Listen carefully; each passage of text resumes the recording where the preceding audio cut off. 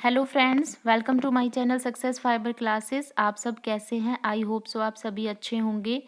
तो आज की जो वीडियो है मेरी ना किसी टॉपिक के ऊपर है, ना ही किसी कंटेंट को लेकर है। आज की जो वीडियो है उसमें मैं बात करना चाहूँगी आपसे एस्टेट की एग्ज़ाम स्ट्रेटजी के बारे में, क्योंकि बच्चों के जब कमेंट आते हैं तो जब मैं उनको पढ़ती हूँ तो मुझे लगता है कि कहीं ना कहीं मेरे को ना थोड़ी सी हेल्प इनको और प्रोवाइड करानी चाहिए। इनको थोड़ा सा स्ट्रेटजी के बारे में बता देना है कि कैसे इनको इस एग्ज़ाम की प्रिपरेशन है वो करनी चाहिए। देखो, सबसे पहले तो आपका एस्टेट का एग्ज़ाम देखो अभी होना पॉसिबल ही नहीं है, ठीक है।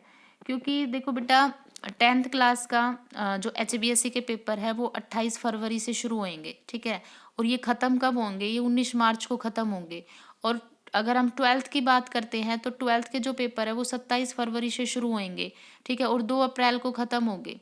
तो इस बीच में आपके पेपर होना पॉसिबल नहीं है, क्योंकि हरियाणा बोर्ड है वो इसका पेपर कंडक्ट कराएगा या फिर या फिर हरियाणा का टीचिंग का एग्ज़ाम होगा। तो ये पॉसिबल नहीं है ना, दूर दूर तक पॉसिबल नहीं है, ठीक है। हाँ, ये हो सकता है कि 27-28 फरवरी से पहले आपका एग्ज़ाम हो, लेकिन ये भी पॉसिबल नहीं है।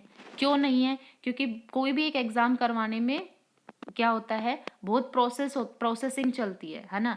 भाई उसके सेंटर भी लोकेट करने होते हैं, डिफरेंट डिफरेंट सेंटर भी लोकेट करने होते हैं, है ना। फिर उनके एडमिट कार्ड भी निकालने पड़ते हैं, कम से कम 5-6 दिन पहले एडमिट कार्ड भी निकालने पड़ते हैं। क्योंकि आपको पता है स्टेट का जो एडमिट कार्ड निकलता है उसको हमें क्या कराना पड़ता है, गेजेटेड ऑफिसर से उसको टेस्ट करवाना होता है। तो इतना तो टाइम आपको देंगे। तो इतना तो है कि फरवरी में अभी आपका एग्ज़ाम नहीं होगा, ठीक है। मार्च में तो बिल्कुल भूल जाओ। तो आपका एग्ज़ाम कहाँ तक होगा? अप्रैल के फर्स्ट वीक तक हो सकता है कि ये करा दे। तो आपके पास में बहुत ज़्यादा टाइम है। तो आप इतना सोचो ही मत कि आपको क्या पढ़ना है क्या नहीं। आज की जो वीडियो उसमें मैं आपको बता रही हूँ कि आपको जो स्ट्रेटजी है वो कैसे रखनी है ना। दो टाइप के कैंडिडेट होते हैं। एक तो वो है जो एस्टेट का एग्ज़ाम पहली बार दे रहे हैं, और दूसरे टाइप के है कि जिनका री अटेम्प्ट है, जो दे रहे हैं बार बार लेकिन उनका क्लियर नहीं हो रहा है। तो उनकी कुछ सिली मिस्टेक्स होती है, उनकी वजह से उनका एग्ज़ाम क्लियर नहीं होता। तो वो हम बात करेंगे कि कौन कौन सी ऐसी सिली मिस्टेक्स होती है जिनसे उन बच्चों का एग्ज़ाम क्लियर नहीं होता। देखो, सबसे पहले जब आप किसी भी एग्ज़ाम की तैयारी करते हो तो आपके पास में उसकी जो पहली सीढ़ी होती है वो होती है उसका एग्ज़ाम पैटर्न। अगर आपको उसका एग्ज़ाम पैटर्न पता है तो आप मतलब पहली सीढ़ी चढ़ जाओगे उस एग्ज़ाम को क्रैक करने की साइड में। क्या होता है एग्ज़ाम पैटर्न? सबसे पहले एस्टेट का देखो, इसमें ना दो पोर्शन आते हैं, एक जनरल पार्ट आता है, एक सब्जेक्ट आता है। अब तैयारी कर रहे हो तो आपको इतना तो पता ही हो गया, है ना। तो मैं ज़्यादा इस पर फोकस नहीं करूँगी, बस मेन पर चलेंगे। देखो, CDP 30 नंबर की आती है। हिंदी और इंग्लिश जो लैंग्वेज पार्ट होता है ये दोनों 15-15 नंबर का आता है। रीजनिंग, हरियाणा जीके और एप्टीट्यूड यहाँ पे 10 नंबर का आता है। फिर हम बात करते हैं सब्जेक्ट की। क्योंकि मैं साइंस से हूँ तो मैं साइंस की बता रही हूँ। इसमें 3 पोर्शन से आपसे क्वेश्चन पूछे जाते हैं, फिजिक्स, केमिस्ट्री और बायोलॉजी, ठीक है। अब आपको तैयारी, ये 60 मार्क्स का होता है और जो जनरल पार्ट होता है ये 90 का होता है। अब आपको तैयारी कैसे करनी चाहिए? देखो, तैयारी आपको मैं बता रही हूँ मेरे अकॉर्डिंग। अब सबकी जो कैपेसिटी होती है, सबका जो पोटेंशियल होता है, सबका अपना अलग अलग होता है। तो अगर आपको इस स्ट्रेटेजी में थोड़ी कम बेसी लगे तो आप उसमें से ऐड ऑन भी कर सकते हो और आप उसमें से घटा भी सकते हो, ठीक है। क्योंकि आपसे बेहतर आपके बारे में कोई नहीं जानता। मेरी स्ट्रेटेजी मेरे अकॉर्डिंग है। देखो, मैंने जब अपने स्टेट का एग्ज़ाम क्वालिफाई किया था ना, तो मेरे पास सिर्फ 1 मंथ का टाइम था और मैंने सोच लिया था कि मेरे को इस 1 मंथ में अपना स्टेट का एग्ज़ाम है वो क्लियर करना है, क्योंकि मुझे हर हाल में नौकरी लेनी है, ठीक है। और मैंने कर लिया।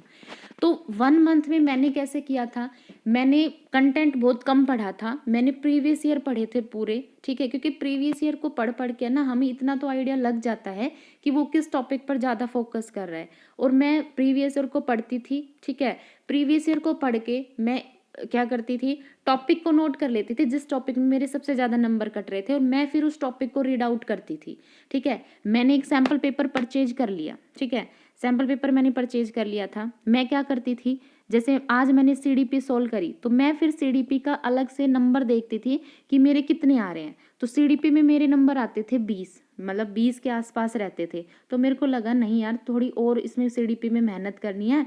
तो कौन से ऐसे टॉपिक्स है जिस पर मेरे नंबर कट रहे हैं, तो फिर मैं उस टॉपिक्स को रीड आउट करती थी, ठीक है। तो सबसे पहले आपको यही करना है। आप जब भी कोई कंटेंट पढ़ते हो ना तो आप उसके क्वेश्चन जरूर प्रैक्टिस करें, ठीक है। प्रीवियस ईयर जरूर आप प्रैक्टिस करें कि कितना आपको आता है और कितना नहीं आता है, ठीक है।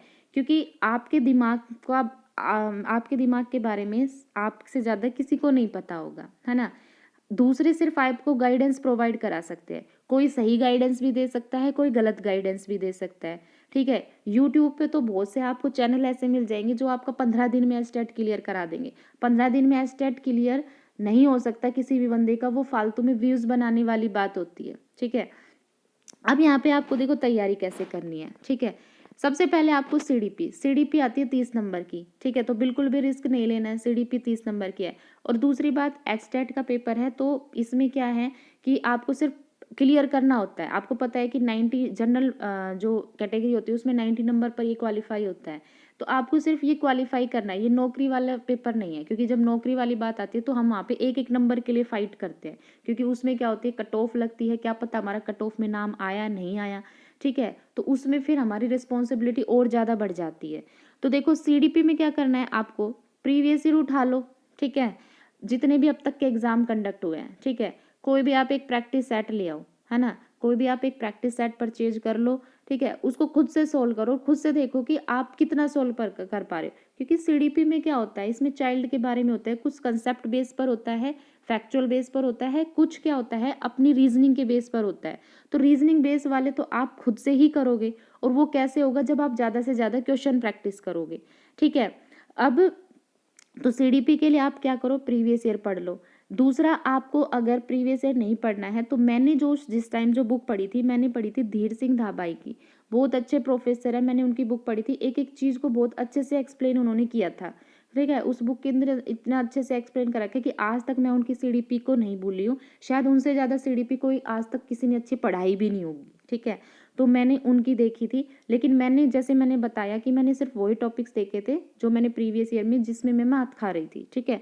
उसके बाद हिंदी और इंग्लिश। अब देखो आप एस्टेट का पेपर दे रहे हो, आप टीचिंग फेज में जा रहे हो, तो इतना तो मैं मानकर चलूंगी कि हिंदी और इंग्लिश ग्रामर है वो थोड़ा बहुत तो आपको आती होगी। क्योंकि जो हिंदी ग्रामर में क्या होता है, हिंदी वर्जन होता है और इंग्लिश। हिंदी में आप उसको संज्ञा पढ़ लेते हो, इंग्लिश में उसको नाउन पढ़ लेते हो। रूल तो वही रहते हैं, ये थोड़ी ना है कि लैंग्वेज चेंज हो जाने से रूल चेंज हो जाएंगे, रूल तो वही रहेंगे, ठीक है। मैंने क्या किया था, हिंदी के लिए मैंने एक बुक पढ़ी थी नवीन हिंदी व्याकरण की। मैंने एक टाइम डिस्ट्रीब्यूट कर लिया था 1 1 आवर। 1 1 आवर में हिंदी को और इंग्लिश को पढ़ती थी, ठीक है। जैसे मैंने एक टॉपिक उठा लिया नाउन, तो मैं नाउन को हिंदी में भी पढ़ती थी, और इसी टाइम में इंग्लिश में जो पढ़ती थी टॉपिक, वो नाउन इंग्लिश का भी पढ़ती थी। इंग्लिश के लिए जो मैंने बुक परचेज की थी, मैं अपनी सच बता रही हूँ, मैंने कभी यूट्यूब को फॉलो नहीं किया, मैंने बुक्स पर बिलीव किया, मैं बुक्स पढ़ती थी, ठीक है। अब क्या है कि बच्चों को शॉर्टकट्स चाहिए तो वो खुद से एफर्ट नहीं करते, लेकिन मैंने खुद से एफर्ट किया था, इसलिए तो मेरा 1 मंथ में निकला, ठीक है। तो फिर मैंने क्या किया, इंग्लिश की मैंने वॉल्यूम जो फर्स्ट आती है नीतू मैम की, मैंने वो पढ़ी बस, जिससे मेरे हिंदी में 15 में से 14 नंबर आए थे, और इंग्लिश में मेरे 15 में से 13 नंबर आए थे। मैं आपको अपनी मार्कशीट भी दिखा सकती हूँ, ठीक है। रीजनिंग मैंने नहीं पढ़ी, देखो मैं साफ साफ कहूँगी, रीजनिंग मैंने नहीं पढ़ी ना। मैंने यहाँ पे अपनी हरियाणा जीके पढ़ी, हरियाणा जीके के मैंने सिर्फ 2 टॉपिक पढ़े थे, और मैंने हरियाणा जीके को, रीजनिंग को तो मैंने हाथ ही नहीं लगाया। क्योंकि रीजनिंग में क्या होता है, रीजनिंग तो अपनी जनरल अंडरस्टैंडिंग होती है, हमारी समझ होती है कि उसके बेस पर हम उस क्वेश्चन को सोल्व कर पाते हैं नहीं कर पाते, है ना। कुछ एक टॉपिक्स होते हैं जैसे कैलेंडर हो गया, क्लॉक हो गया, तो उनमें हमें कुछ ट्रिक्स देखनी होती है, ठीक है, तो वो हम करते हैं, ठीक है। अदरवाइज मुझे नहीं लग रहा कि रीजनिंग को आप लोगों को पढ़ने की ज़रूरत है, ठीक है। उसके बाद फिर हरियाणा जीके, देखो हरियाणा जीके पे मैंने अपना टाइम वेस्ट किया ही नहीं, क्योंकि पहले ही मेरे पास ऑलरेडी 1 मंथ था, तो मैंने इतना एफर्ट हरियाणा जीके पे लगाया ही नहीं। मैंने सिर्फ महल पढ़े थे, ठीक है, महल पढ़े थे और नदियाँ पढ़ी थी। मैंने ये सोच लिया था कि अगर इससे क्वेश्चन आएगा तो ठीक है, अदरवाइज मैं छोड़ दूंगी, ठीक है। और नेगेटिव मार्किंग तो है नहीं, मतलब ऐसे तुक्के मार दूंगी।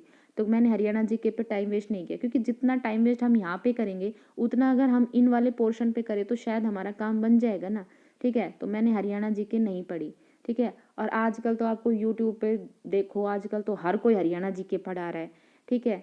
उनसे एक बार यूँ तो कहो कि सब्जेक्ट पढ़ाओ, हर कोई हरियाणा जीके पढ़ा रहा है। अरे हरियाणा जीके तो सभी पढ़ा लेंगे, क्या करना है, किसी भी बुक का कट कॉपी पेस्ट मारना है और उसको पढ़ा देना है, ठीक है।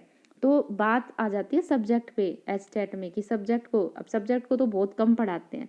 उसके बाद फिर आता है एप्टीट्यूड आता है सिर्फ 10 नंबर का। इसमें बेसिक टॉपिक आपको पढ़ लेने हैं, जैसे रेशियो एंड प्रोपोर्शन हो गया, सर्ट्स और इंडिसेस का एक क्वेश्चन हमेशा पूछता है एस्टेट, हमेशा, ठीक है, परसेंटेज का पूछता है, ठीक है, तो टाइम और वर्क का पूछता है। टाइम और वर्क का तो श्योर है इसमें क्वेश्चन बनता है, टाइम और वर्क का, ठीक है। और पाइप और सिस्टर्न का कभी पूछ लेता है, कभी नहीं पूछ लेता, ठीक है। टाइम और वर्क का, टाइम स्पीड डिस्टेंस का, इनके क्वेश्चन हमेशा पूछते हैं। तो आपको नॉर्मली से ये 5-6 टॉपिक है वो कर लेने हैं, ठीक है। आपका काम है वो हो जाएगा।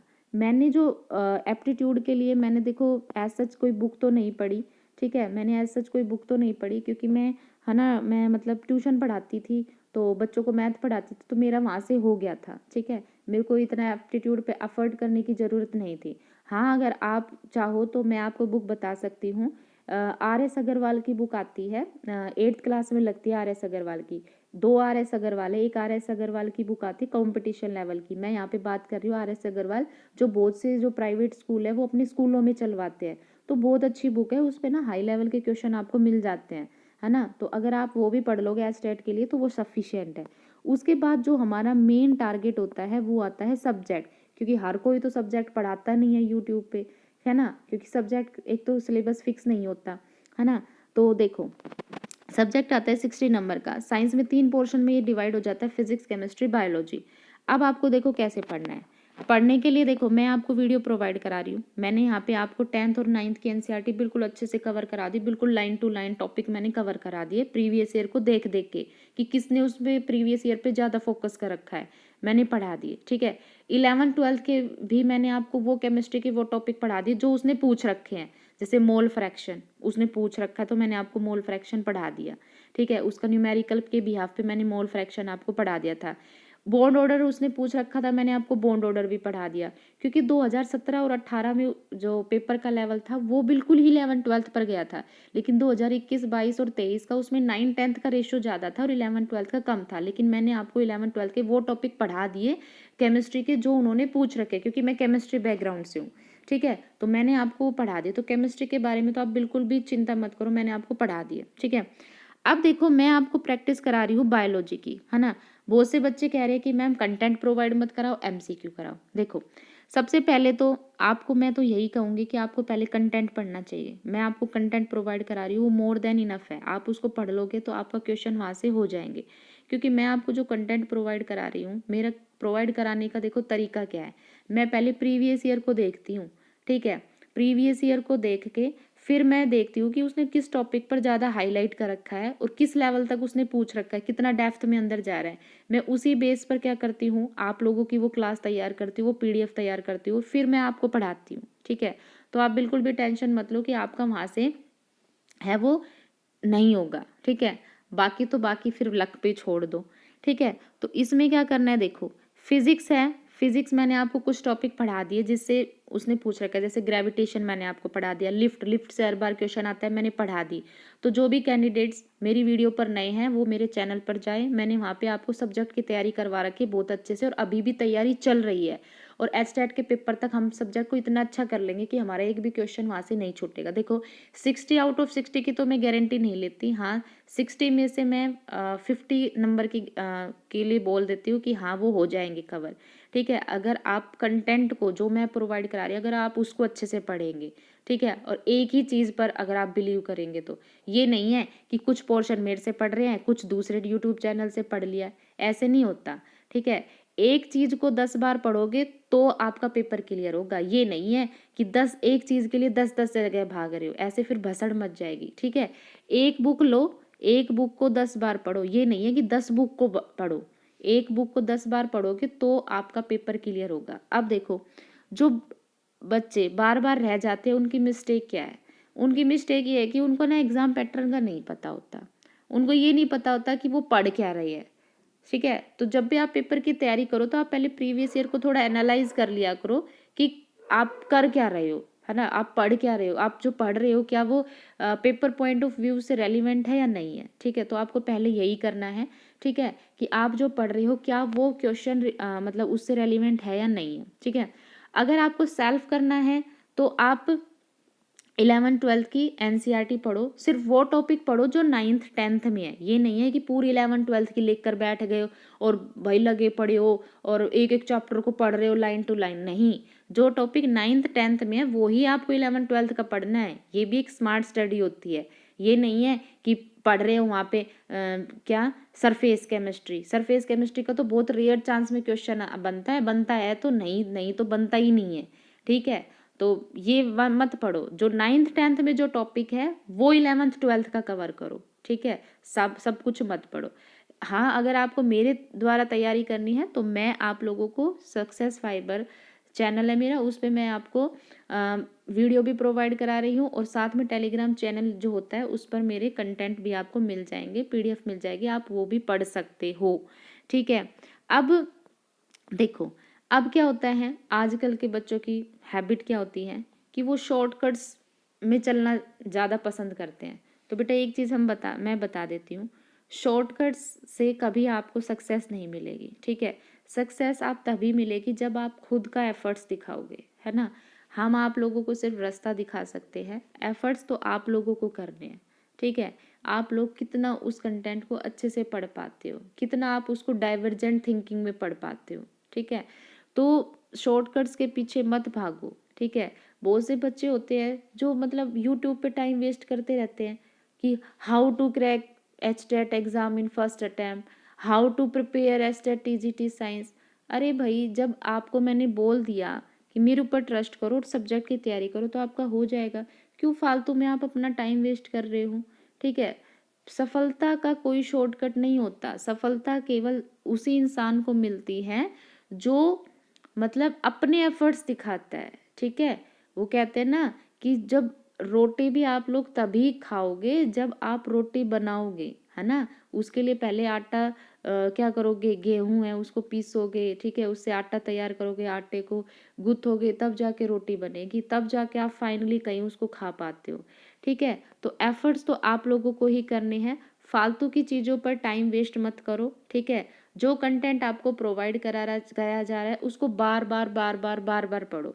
लास्ट जो बात आती है, अब आती है रिवीजन की, ठीक है। रिवीजन है ये मोस्ट इम्पोर्टेंट पार्ट होता है किसी भी एग्ज़ाम को क्वालिफाई करने का। आपने पढ़ लिया, ठीक है, एक टॉपिक मान लो मैंने आज आपको पढ़ाया, मान लो न्यूट्रिशन इन प्लांट मैंने आपको पढ़ा दिया, वो टॉपिक जो मैंने पढ़ाया था आपने वहीं पढ़ लिया, बस उसको वहीं छोड़ दिया और 10 दिन तक आपने वो उठा के नहीं देखा, तो ऐसे में फिर आपका स्टेट का एग्जाम क्लियर नहीं होगा, क्योंकि इस न्यूट्रिशन इन प्लांट को आपको कम से कम 3-4 बार रिवाइज करना होगा, तब जाके आपका कहीं वो टिप्स पे होगा, तब जाके उसके अंदर का कंटेंट आपको याद रहेगा, उसकी हर एक बात याद रहेगी, ठीक है। तो ये इसलिए मिस्टेक्स होती है जो बच्चे बाद में करते हैं कि वो रिवीजन नहीं करते, ठीक है। तो बेटा रिवीजन है वो मोस्ट इम्पोर्टेंट है, ठीक है। जैसे ही सिलेबस कंप्लीट होगा मैं आपको स्टेट के जो प्रीवियस ईयर है वो भी मैं आपको करवा दूंगी। एक प्रीवियस ईयर मैंने करा रखा है, बाकी के बचे हुए प्रीवियस ईयर हम कर लेंगे।